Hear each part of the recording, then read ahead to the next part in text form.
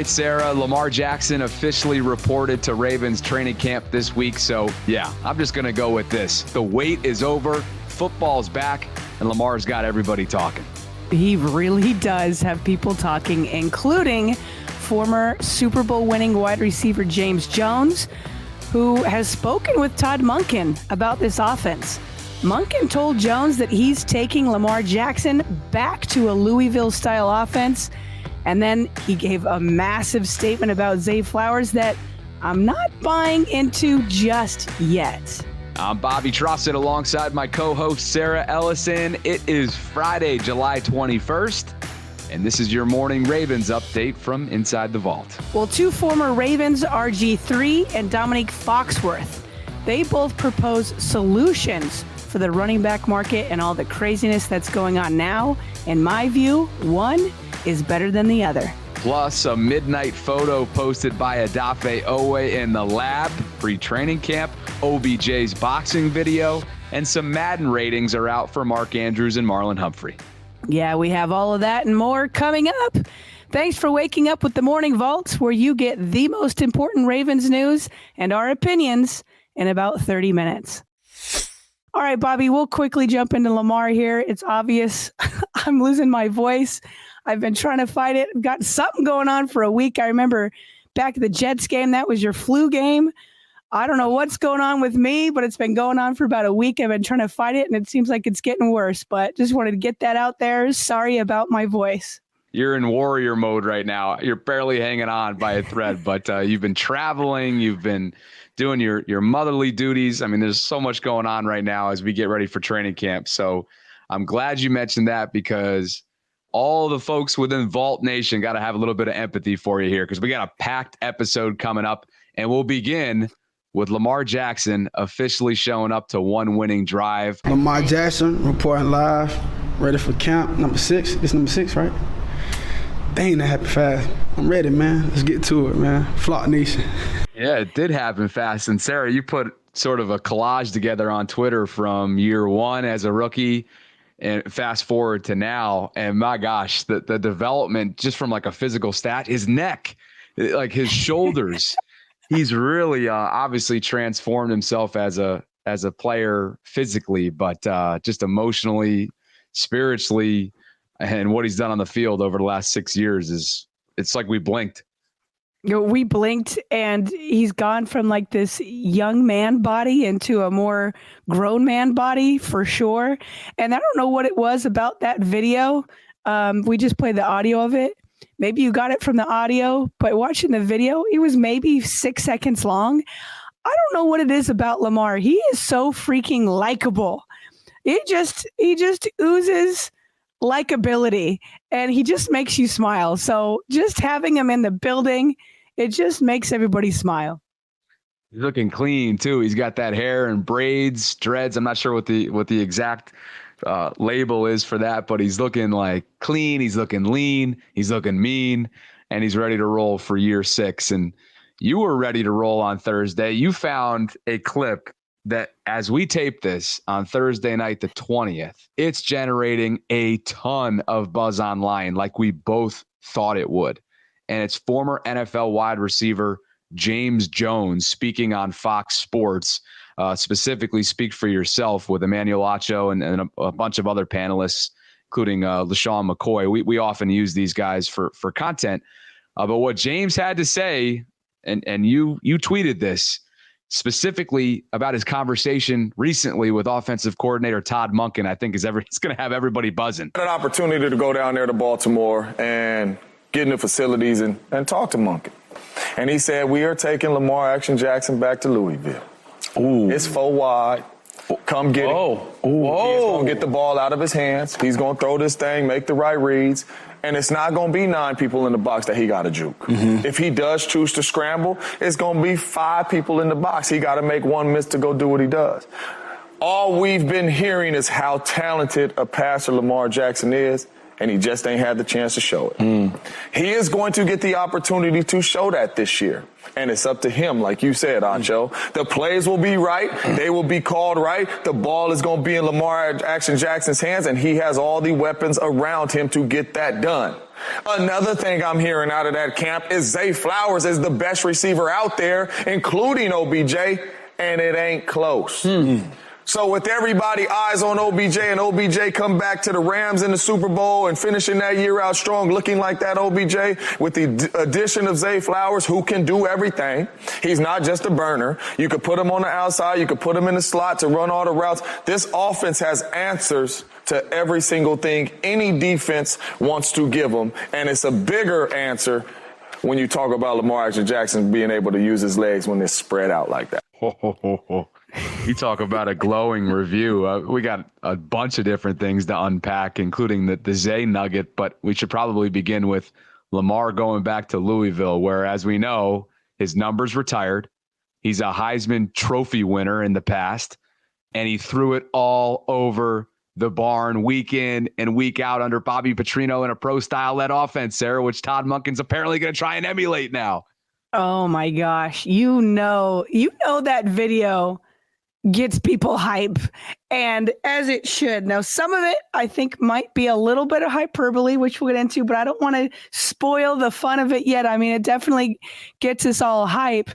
It's so funny, Bobby, because for years I've heard people say, like, Lamar played in a pro style offense, and sometimes that just becomes like this buzzword. And I'm like, does anybody know what exactly we're saying when we're saying that he ran this pro style offense at Louisville? So I started looking into this, and as I did so, what I found was that after his 2016 season, when he won the Heisman, it was the following year that Bobby Petrino, according to some art, we should get somebody on here that knows Lamar's record as watched him at Louisville. I know I didn't. I don't think you did. We didn't watch him like that. We were covering the Ravens. I for sure was. So I'm reading about this, and it was the 2017 season after he won the Heisman that Bobby Petrino announces and says that he's going to start moving him more under center, because before he was more pistol, shotgun, all that kind of stuff. And everybody's like, what are you doing? And I'm reading an article tonight about how it could mess things up. How could you not use his legs? But Petrino does it because the article that I'm reading, he's saying, no, we got to get him ready for the NFL. And then, of course, they change it, and Lamar is still a Heisman Trophy finalist, and very well could have won again. And so this is crazy to me that we've been having this same conversation that they already had at Louisville. They already did the experiment. He can do it.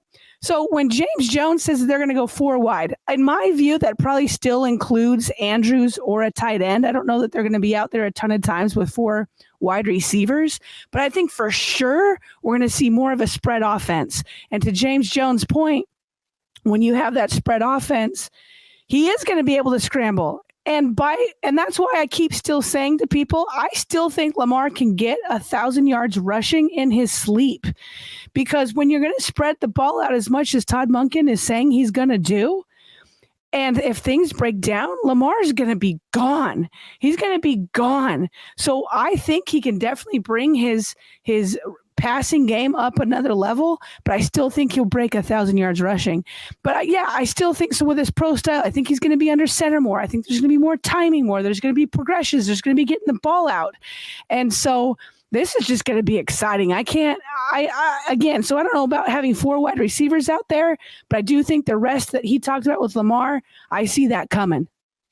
I love what you just said about almost like a prediction that he's easily going to get 1,000 yards rushing, because taking what the defense gives him or improving, that's when he's at his best. And to think that he's not going to be able to pick up chunk plays on scheme related things that are drawn up for him, where he has option or whatever.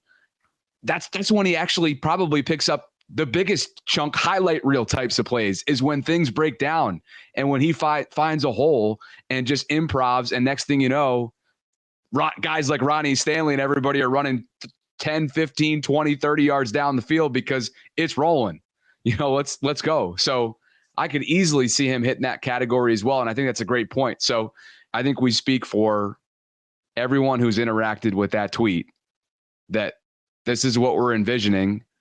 And now that Todd's leaning into this and not shying away whatsoever from what he feels is going to be the bread and butter, I think Todd's going to be the perfect guy. He's a no BS kind of guy.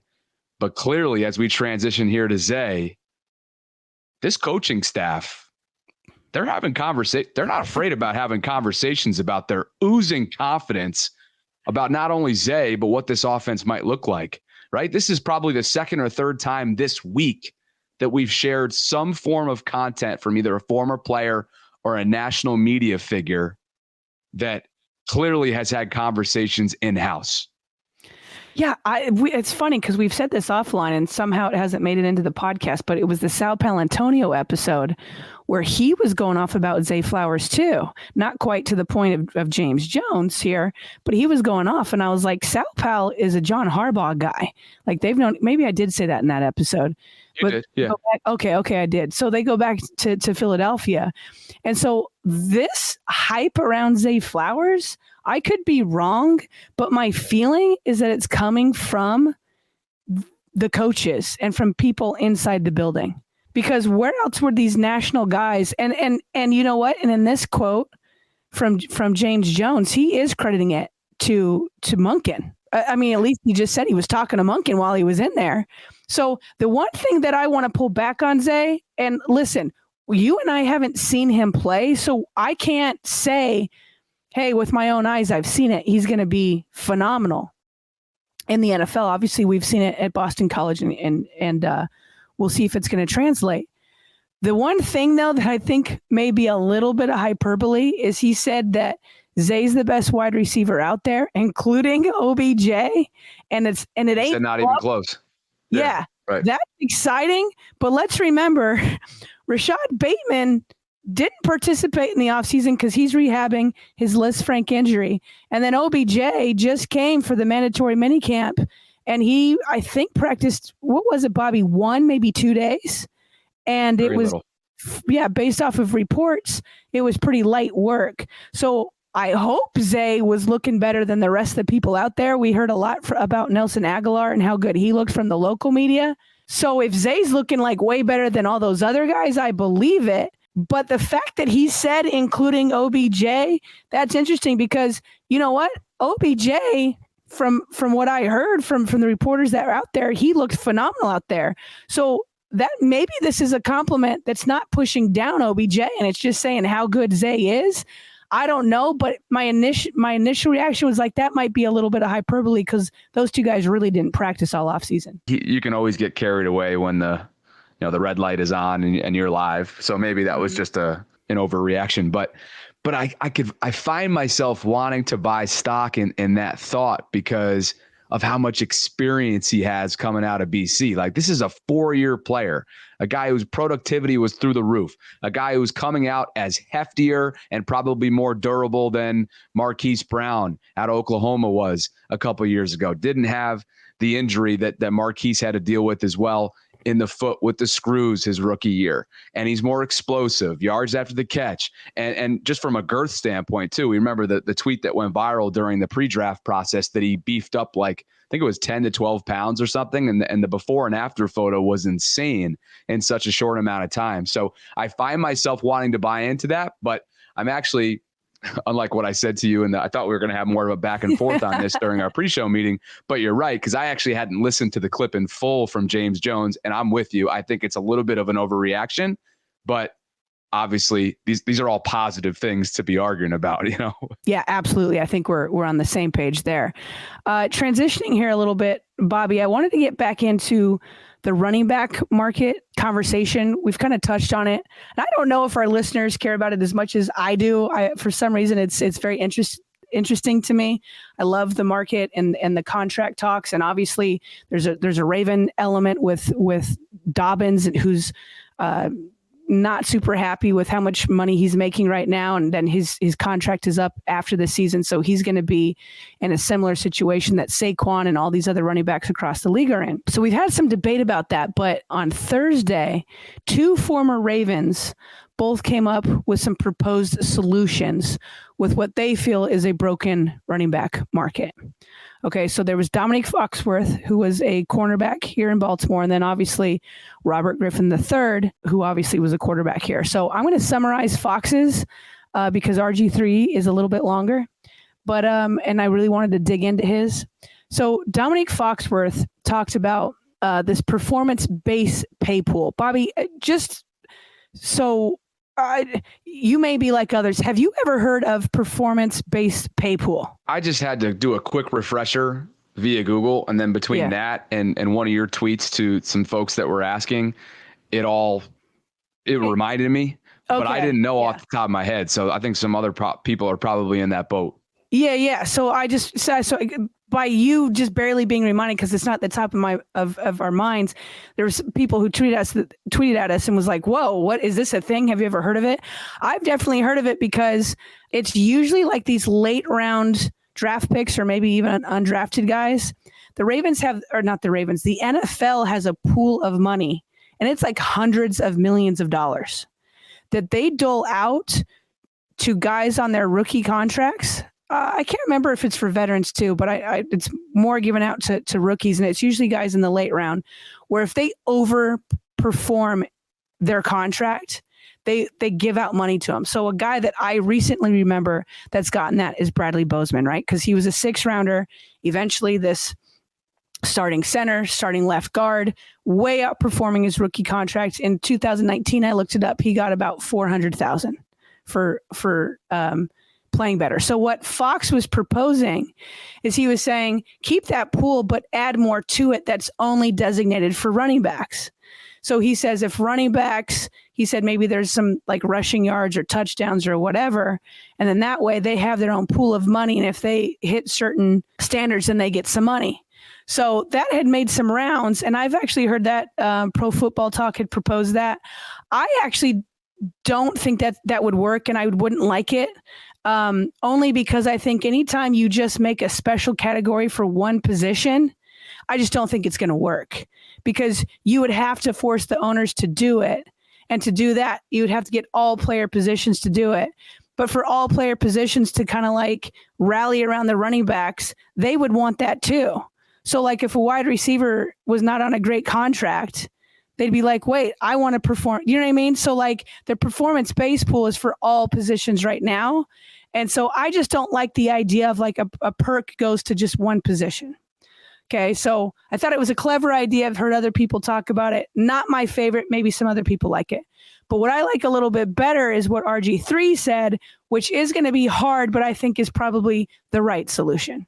Here we go. Running backs have an opportunity in front of them to change the NFL forever. The only real solution to fix how running backs are treated when it's time to get paid is a solution for all players. Running backs have to lead the charge in pushing for a renegotiation of the CBA, with the key points being that all rookies have 3-year contracts regardless of their draft position, and eliminating the franchise tag and transition tag for all players. This solution wouldn't just benefit running backs, but it would benefit all players by getting them to free agency faster. When you look at running backs specifically, they are being devalued not just because it's a passing league now, and not just because you can find similar production from late round draft picks or undrafted running backs due to the supply and demand of quality backs out there. Special ones are being devalued because they spend the majority of their prime years on their rookie deal. You see, the average NFL career is 3 years long. But when it comes to running backs, that number goes down to 2. And it can take some players up to 6 years long to reach free agency off of their rookie deal. So a running back with 6 years of poundage on them? Yeah, they're treated by NFL decision makers like Britney Spears was by Wemby, with slap-in-the-face contract offers. So by restricting rookie contracts to 3 years and eliminating franchise and transition tag, it would allow running backs to get to free agency faster and make top dollar during their prime earning years. But I'm telling you now, having been a player rep with the NFLPA, they would never negotiate a CBA based off of one position because they have so many other players that they have to take care of. But if these new parameters apply to all players and the players decided to unite as a whole, that would be a whole nother story.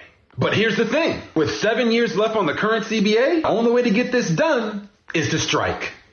Ooh, and boy, I tell you, that won't be an easy task. First of all, the CBA has anti-strike language in it. So the players technically can't strike, but practically they can. And if the players want change now, they have to be willing to go the extra mile. That's a big ask, because these players have families to feed and bills to pay. But in the end, it will be worth it. You see, this is disguised as a running back issue, but it's really not. All NFL players should want to get to free agency faster because it'll help them make more money. And a crucial step in getting there could be as simple as the star players of the NFL taking over the NFLPA and having a more vested interest in what's going on. Just a couple of things. What I liked about RG3 is it's a solution for all positions, not just running back. So yes, that's something everybody could get behind. Number two is, I don't know if people know this, but the whole reason why they have the rookie contracts and the rookie pay scale is the players propose that themselves, because veterans they hated when rookies would come in, guys like Jamarcus Russell, Matt Leinart, Sam Bradford, and would get such a big percentage of the salary cap, and they turn out to be busts. Plus, some of these guys, there'd be so many rookie holdouts that would just like hurt the team in training camp while like your star players like Ray Lewis are there. In fact, if memory serves, I tried to look it up tonight, but I ran out of time. I think I remember Ray Lewis kind of complaining about this. Like, why are these guys? So it was actually the NFLPA that was like, let's put them on a rookie pay scale through so many years so that the veterans, the star players who are making the league the most money, they get the most money out of the salary cap. So they're the ones that propose it. The thing is that the players wanted it to be for 3 years. In fact, I think there was tons of different proposals, but one of them was that they were proposing 4 years for players 1 through 3 and then 3 years for the rest. The NFL wanted first rounders to be on 6-year contracts.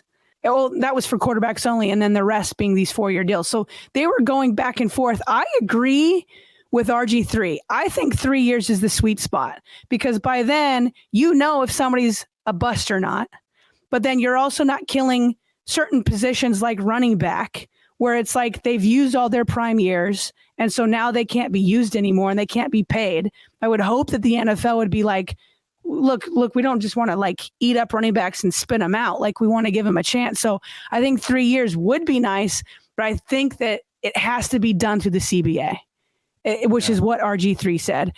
As he said, it's 7 years away. He said, you're going to have to strike. I don't think that's going to happen. But the CBA just happened 3 years ago. So this should have been addressed by the NFLPA. And I bring this all up because people are yelling at the owners about it. It's like, yell at the NFLPA about it. They're the ones that need it. Like, they just agreed to this 3 years ago. And so that's when you have to do it. The owners are protecting their interests. The NFLPA is supposed to be protecting the interests of the players. They need to push for it to be 3 years. And by the way, the franchise tag, he said you got to get rid of the franchise tag. That is such a powerful tool for the owners, Bobby, which is why I said many times it would bother Lamar fans. I would say that Lamar didn't have very much leverage. He had some, but not a ton. Not because Lamar can't negotiate or whatever, because that's how powerful the franchise tag is. That's how powerful it is. And it was supposed to be, it's another negotiating tactic that if you go back in the history, you find out why it was the players were trying to put in free agency, and the owners were like, fine, we'll do free agency, but we need to have one guy that we can keep, that we build our franchise around. So anyway, there's lots of history to all this, but it's got to be the CBA. I think 3 years would really be the fair thing. And the NFLPA has just got to step up and figure out how to get it done. I don't envision that tag going anywhere anytime soon, because of how powerful of a tool it is, to your point. And I was looking at RG3's mentions, and everybody is talking about this, whether it's former players, current players, running backs themselves, media members. Everybody is throwing in an opinion in here, including Kyle Van Noy, who is a current free agent, but he won a couple Super Bowl titles with the Patriots. He tweeted back at RG3 and said, "This sounds nice. And as someone who's been to meetings as well, those were all good points. But until you have Joe Burrow, Patrick Mahomes, Justin Herbert, Lamar Jackson, and Josh Allen sitting at a table and demanding CBA changes, it won't matter. Top QBs are the ones to move the needle." So Interesting stuff there. Yeah, it probably is. But there isn't going to be a strike. No. There isn't I don't think be a so. strike. No. And, Maybe and from the running point, backs. If folks want to direct your anger at the NFL Players Association, who knew what they were getting into 3 years ago when they signed this. I'm very sure, pretty certain this is not the last time that we're going to discuss this before the start of the season. So for now, we'll stick a pin in it and talk about some Madden ratings. Both Marlon Humphrey and Mark Andrews were listed at top 5 players in their respective positions. Marlon comes in as the number 5 ranked cornerback league-wide with an overall grade of 93, 92 for speed, 94 for acceleration, 94 for man coverage, 91 in zone, and 94 at press. So again, if you care about these things, that's Marlon Humphrey. On the other side, it's Mark Andrews, who comes in number 3 overall, kind of exactly where we expect him to be, behind Kelsey and Kittle. No. Mark Andrews is number 2. Where are you seeing that? Oh, my bad. I guess I'm looking at the top 10 short route running. I see the wrong list. My bad. Keep going, Bobby. I'll just that's take what's my so squeaky funny about voice Madden. and be quiet.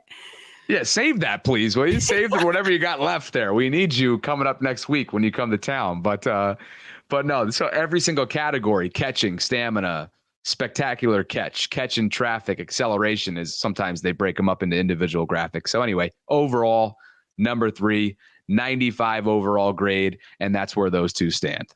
In other news, Ravens outside linebacker Odafe Owe posted a mirror selfie. That's right, a mirror selfie around midnight Eastern a day or so ago from the weight room. So you know he's in the lab. He's gearing up for year 3. It's a pivotal one for him, Sarah, as we've mentioned in recent weeks. I feel like Owe wants it. I feel like he wants it. I hope that, I guess because he's a first rounder, because he hasn't busted out, say, like Kyle Hamilton or Linderbaum, right? They become instantly like good at what they're doing. I guess not instantly, but you know what I mean? Like within the first year. So this is year 3. People want to. Yeah, it mainstays. There we go. That's a good word for it. Anyway, it's year 3. Odafe hasn't quite lived up to a first round kind of ticket. So I understand the frustration there. But on the other hand, don't you just want to just rally around him? He wants it so bad. This isn't a case of showing up training camp out of shape or you know what I mean? I just feel like he wants it so bad, and he's working with David Ojabo. And so then he's working at the weight room in the Ravens facility at midnight. This dude wants it so bad. And whether it happens this year or year 4, I feel like it can come. So I'm just rallying around him at this point and hope that he can make this happen this year. I'm rooting for him for sure. And hopefully he takes that next step. What else do we have here? Odell Beckham Jr. has had quite the eventful offseason, and the latest along those lines is that he's training, boxing actually specifically, with professional MMA fighter Kamaru Usman. There's video of Usman essentially holding the pads for OBJ. It looks like they're in Miami or somewhere down in Florida. So OBJ's getting ready. He's been doing a little bit of everything, including some individual workouts with Lamar, going to the whiteout party, Michael Rubin's whiteout party. So the guy's the superstar of all superstars. And you got to love when superstars from different sports overlap, which he often does. So Bobby, OBJ seems like he has the most exciting life. He dots the map. He's everywhere. I would just love to know what it's like to be OBJ. I mean, that guy is everywhere with stars from everywhere. And it just looks like such a fun time of life. Yeah, for sure. I love the videos of his son too. They're like two peas in a pod, and they look identical, which is hilarious. So before we close, you can't not mention what happened just down south of Baltimore on Thursday. Dan Snyder is no longer an NFL owner after 24 seasons. And as Adam Schefter tweeted out, Washington had 6 playoff appearances over that span. That's it. 2 playoff wins, no NFC championship game appearances, 10 different head coaches, 27 different starting quarterbacks, and a .427 winning percentage. That ranked 27th in the NFL. You want to talk about night and day franchises between the one that we're, obviously privileged to cover. It has been a war zone essentially for that fan base down south of us. And you got to feel for them. By the way, the new ownership group, which includes Josh Harris and Magic Johnson, they are embarking on quite a journey here, and all of DC is loving every second of it. Josh bought beers for every single fan who went into the bullpen, which is actually, I used to live there right after college, not at the bullpen, but right around the corner in the Navy Yard. And so the place is rocking. It was as if it was the Super Bowl there today. And I'm telling you, they're rejoicing in the streets of Washington, D.C. right now that Dan Snyder is no longer. Now, who's really laughing? It's Snyder, probably. He led a group that purchased the Washington franchise in 1999 for $800 million at the time. As I mentioned, 24 years later, he sells the team for over $6 billion. That's just north of $6 billion, 6.05. That comes out to nearly a 70% return on that initial investment back in 99. So as much as he was obviously a polarizing figure, to say the very least, he's walking away a rich, rich man. I can't even fathom that kind of money. That's monopoly money. I can't even fathom it. It's absurd.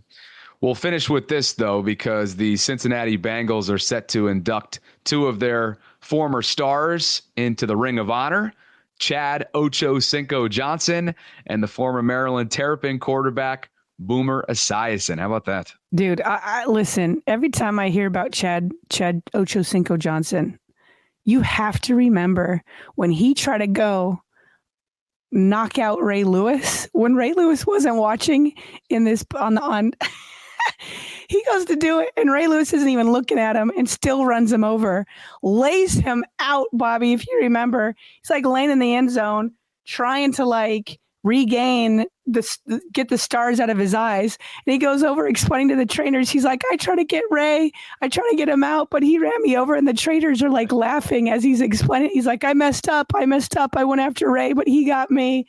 One of my favorite all-time clips with Chad Ochocinco, but for real, even though they're, the AFC North enemies, these two are both legends. So congratulations to them getting into that Ring of Honor.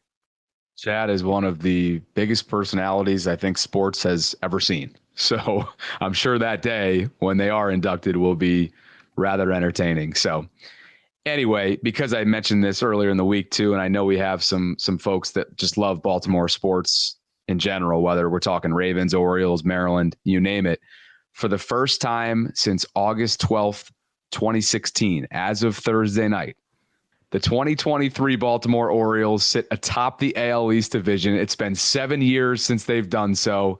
They beat the Tampa Bay Rays in extras on Thursday night. Baltimore's buzzing right now. And over the next couple of weeks, when we start to have overlap between training camp and the Orioles potentially making a run, essentially pennant chasing, get ready, partner. Get ready. It's going to be a lot of fun in this town.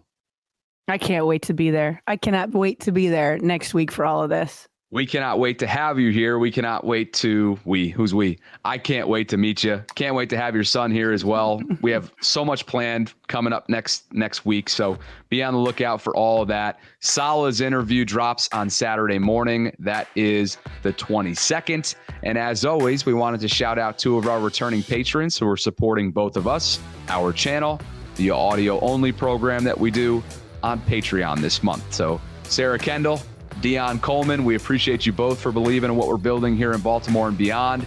And if you're interested in doing the same, check out what we're offering on Patreon by visiting patreon.com/RavensVault podcast. So for my co-host, Sarah Ellison, I'm Bobby Trossett signing off from this Friday morning Vault edition. Have a great weekend. And coming up next week, we got nitty-gritty training camp stuff to get to. That's the content that's coming. That's the content that you've been waiting for. And that's what we're delivering on coming up next week inside the Vault.